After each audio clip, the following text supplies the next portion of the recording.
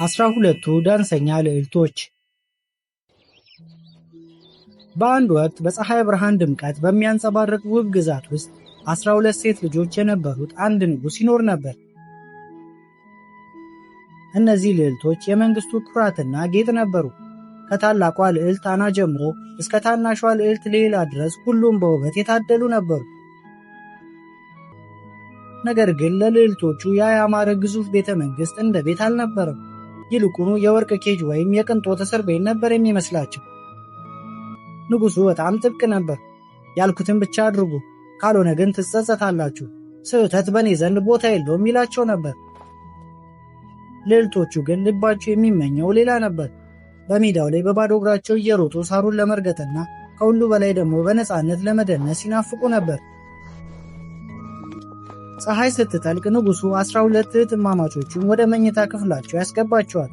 በከባድም ኃይል ያንን ወርቃማ ቁልፍ በበሩ ላይ ያዞረዋል። ከዚያም በሩን ከውጪ በብረት መቀርቀሪያ በድጋሚ ይዘጋዋል።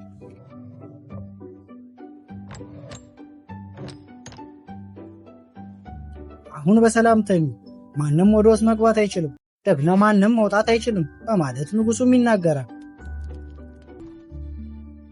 ነገር ግን ንጋት በመጣ ቁጥር ንጉሱ አንድ ግራ የሚያጋባ ሚስጥር ይጠብቀዋል። በየቀኑ ጠዋት ልዕልቶቹ በአልጋቸው ላይ እንደ ዝልፍልፍ ሆነው ልክ ቀኑን ሙሉ በእርሻ ውስጥ ሲሰሩ እንደዋሉ ሁሉ ደክመው ይገኛሉ። ጫማዎቻቸውም አልቀውና ተቀዳደው ይገኛሉ።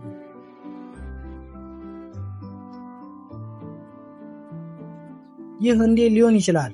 በሩን በገዛ እጄ ነው የቆለፍኩት ይላል ንጉሱ በግርምት። የት ነው የምትሄዱት? ጫማዎቻችሁስ በየምሽቱ እንዴት እንደዚህ ያልቃሉ? በማለት ይጠይቃቸዋል። ልዕልቶቹ ግን በየዋህነት እያዩት ምንም አይናገሩም ነበር። ንጉሱም መልስ ፍለጋ ተስፋ በመቁረጥ አንድ አዋጅ አስነገረ።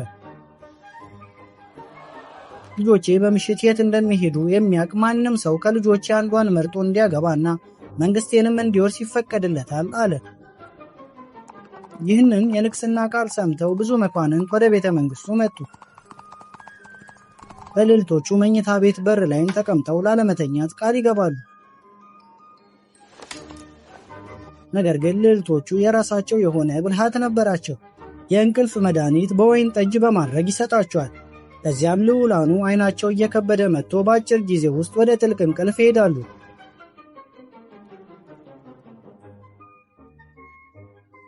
በማግስቱ ጧት ሚስጥሩ ሳይፈታ በውርደት ከቤተ መንግስቱ ይሸኛሉ። ጊዜው እያለፈ ሲሄድ ተስፋው እየደበዘዘ መጣ። አንድ ቀን ግን አንድ ምስኪን ወታደር አቧራማውን መንገድ እየተከተለ እድሉን ለመሞከር መጣ። እሱ ሀብት አልነበረው፣ የነበረው ብልህ አእምሮ ብቻ ነበር። በመንገዱ ላይም አንዲት አሮጊት አገኘ።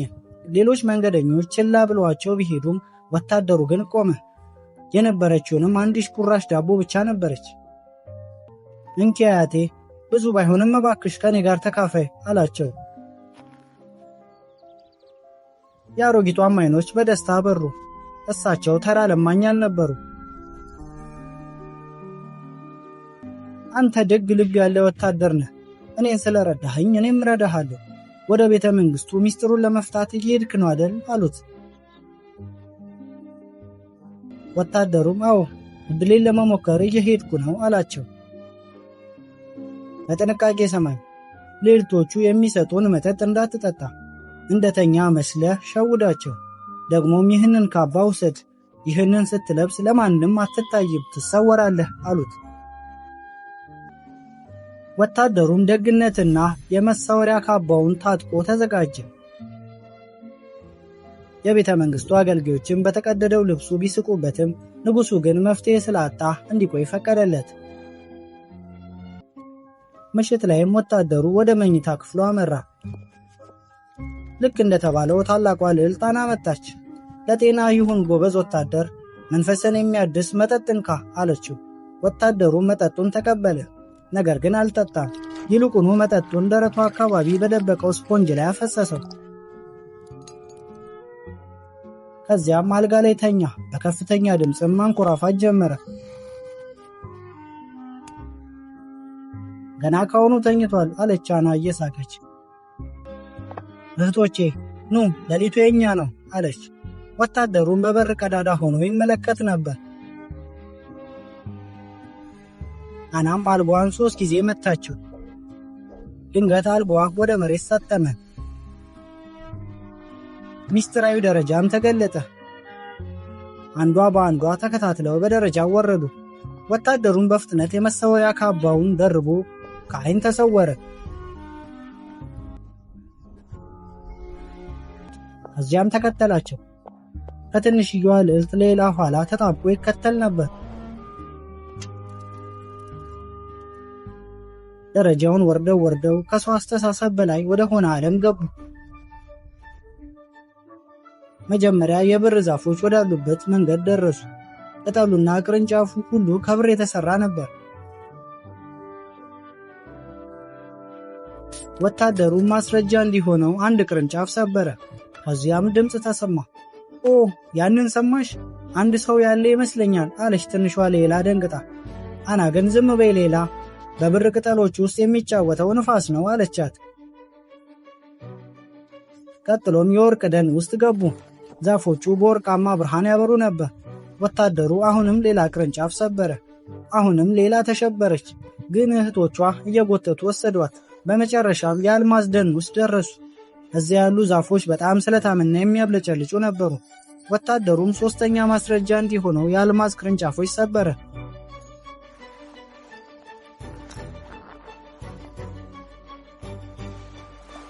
በደኑ መጨረሻ ላይም አንድ ትልቅ ሐይቅ ነበር። 12 ጀልባዎችም ተዘጋጅተው ይጠብቁ ነበር። በእያንዳንዱ ጀልባ ውስጥም አንዳንድ ቆንጆ ልዑል ተቀምጧል።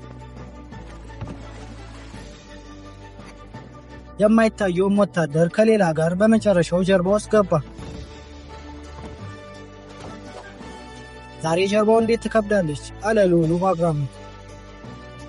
ሙቀት ይሆናል፣ እኔም በጣም ሙቀት ይሰማኛል አለች ሌላ። ሐይቁን ሲሻገሩ አንድ የሚያምር ቤተ መንግሥት ታያቸው። መስኮቶቹ በብርሃን ይንቦገቦጋሉ። የከበሮና የጥሩምባ ድምፅ ከውሃው ማዶ ይሰማ ነበር። ወታደሩም ቀደም ብሎ ሮጦ በመግባት ተደበቀ።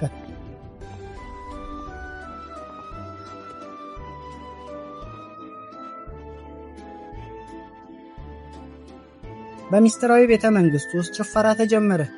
ይህ ግን ተራ ጭፈራ አልነበረም። የነጻነት፣ የደስታና የስሜት ጭፈራ እንጂ።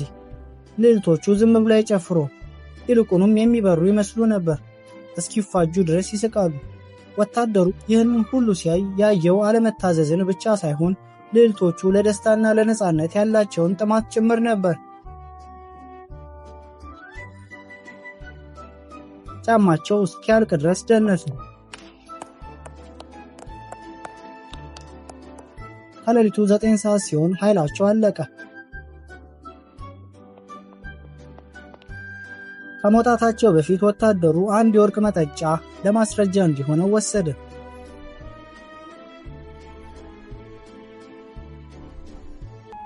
ከዚያም ቀድሟቸው በመሮጥ ወደ ክፍሉ ተመለሰ። ካባውንም አውልቆ አልጋው ላይ ወጣና ተኛ።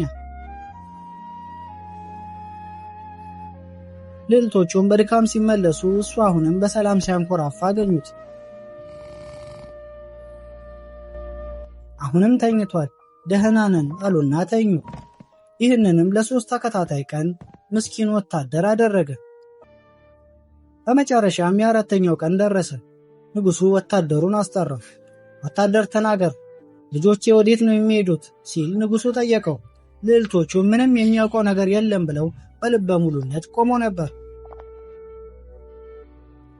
ግርማዊ ሆይ ከምድር በታች ወዳለው መንግሥት ከ12 ልዑላን ጋር ለመደነስ ይሄዳሉ አለ ወታደሩ።